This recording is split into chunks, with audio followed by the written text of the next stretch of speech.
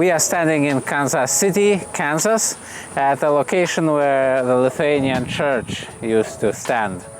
Unfortunately, it was one of the first Lithuanian churches in America to be closed and demolished. And we talked to the former parishioner of this church, who perhaps one of the last people to still remember it. So can you tell me the story of this church? How did Lithuanians acquire it and how did they lost it? What was the Lithuanian life in this district at the time? As I remember it, it was purchased. It was a closed church, and I think it was purchased, an old wooden church. They bought it from a Baptist congregation and christened it the St. Casimir's Catholic Church. And it had a Lithuanian priest come in, Lithuanian nuns there, and the house right behind there was the priest's house, so that's still standing. But as I remember it, I used to go there as a young child, I don't know, probably from my 1 or 2 years old until about 15 or 16 years old when they closed the church. Probably about 1946 or 1947. The reason apparently it was closed was the bishop at the time didn't want so many what we called ethnic parishes in a closed area, because most of the Catholic churches around here were called the Lithuanian Catholic Church, St. Casimir's, the Polish Catholic Church, St. Joseph. The Germans went to St. Anthony's Catholic Church. Up the hill, the Slovaks, Czechoslovaks went to the St. Cyril's Church. And so that the bishop wanted to close the smallest of the parishes, which turned out to be St. Casimir's. The St. Casimir's congregation or parishioners were quite upset with this, because they had been having bingo parties at this street for years to create enough money to build another church.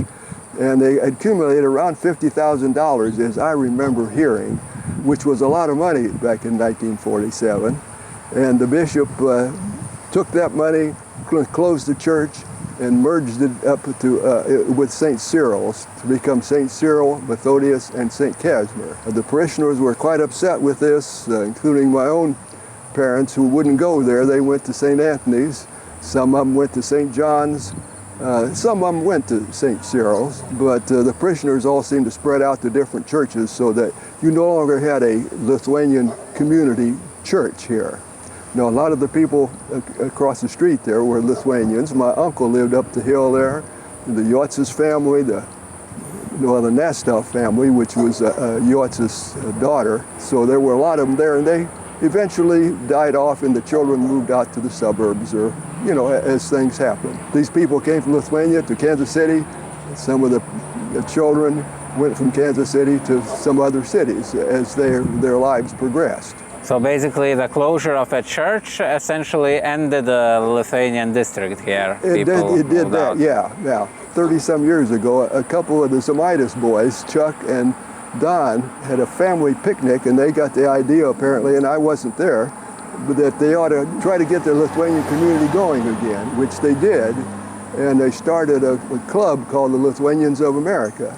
And then that group decided to have a dance group, which the people from Omaha helped us to found, and my wife took over as director of that dance group for, I think, 28 years. So they became more active for quite some time, and were quite active, I think, until this COVID thing came in. Things have cooled down for the last couple of years anyway. Hopefully they'll come back. So it was refounded like in 1980s, yeah, the club? Yeah, that's about right, We will mark the spot of this church on our map.lithuania.com, map of Lithuanian American heritage. Sometimes we get asked, why do we mark the spots of the places that no longer exist? However, in these days of genealogy research, it is often so that a person finds out, for example, that his grandfather or great-grandfather was baptized in some church, or their grandparents were married in some church, and it is entirely impossible to find the location of the church. Even for us to discover the site of this church was especially difficult.